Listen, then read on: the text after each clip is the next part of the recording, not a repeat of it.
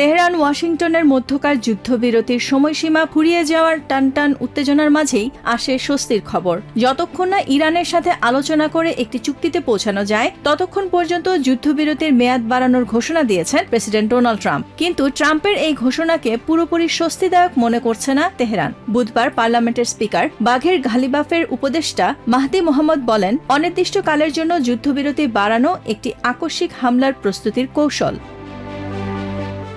তেহরানের এই কর্মকর্তার মতে ট্রাম্পের যুদ্ধবিরতির মেয়াদ বাড়ানোর ঘোষণা অর্থহীন। যুদ্ধে পরাজিত পক্ষ কখনোই শর্ত আরোপ করার অধিকার রাখে না। কথিত যুদ্ধবিরতির মেয়াদ বাড়ানোর পাশাপাশি ইরানের ওপর নৌ অবরোধ অব্যাহত রাখা সরাসরি বোমা বর্ষণের সমতুল্য বলে মন্তব্য করেন মাহদি মোহাম্মদী। অন্যদিকে হরমুজ প্রণালীতে ইউএস নৌবাহিনীর অব্যাহত অবরোধকে যুদ্ধাপরাধ হিসেবে আখ্যা দিয়েছেন ইরানের পররাষ্ট্রমন্ত্রী আব্বাস আরাকচি। তার মতে ইরানের সমুদ্র বন্দরগুলো অবরোধ করা যুদ্ধবিরতির চরম লঙ্ঘন। একটি বাণিজ্যিক জাহাজে হামলা চালানো এবং এর ক্রুদের জিম্মি করা তার চেয়েও বড় অপরাধ। ইরানি পররাষ্ট্রমন্ত্রী হুঁশিয়ারি দিয়ে বলেন, কিভাবে নিজেদের স্বার্থ রক্ষা করতে হয় এবং অনৈতিক স্বেচ্ছাচারিতা রুখে দিতে হয় সেটা ইরান খুব ভালো করেই জানে।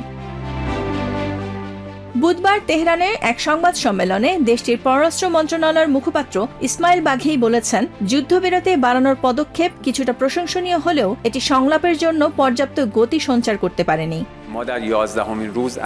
ইরান যুদ্ধক্ষেত্র এবং রাজনৈতিক পরিস্থিতির উপর নিবিড় পর্যবেক্ষণ অব্যাহত রাখবে। একই সাথে জাতীয় স্বার্থ ও নিরাপত্তা রক্ষায় প্রয়োজনীয় সব ধরনের ব্যবস্থা গ্রহণ করবে। ইরানের সশস্ত্র বাহিনী বর্তমানে সর্বোচ্চ সতর্ক অবস্থায় রয়েছে এবং যে কোনো হুমকি মোকাবিলায় তারা চূড়ান্ত ও সিদ্ধান্তমূলক জবাব দিতে সম্পূর্ণ প্রস্তুত।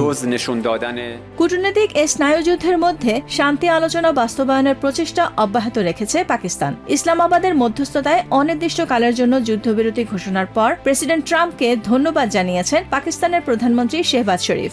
ইসলামাবাদে বুধবার শেহবাজ শরীফের সঙ্গে বৈঠক করেছেন ইরানি রাষ্ট্রদূত রেজা আমেরি মুখাদাম। বৈঠকে যুদ্ধবিরতি কার্যকর ও শান্তি আলোচনা এগিয়ে নেয়ার বিষয়ে জোর দেন তারা। Nahid Sihan, TVN 24 news desk. New York থেকে সম্প্রচারিত TVN 24 টেলিভিশন বিশ্বজুড়ে বাঙালির কণ্ঠস্বর।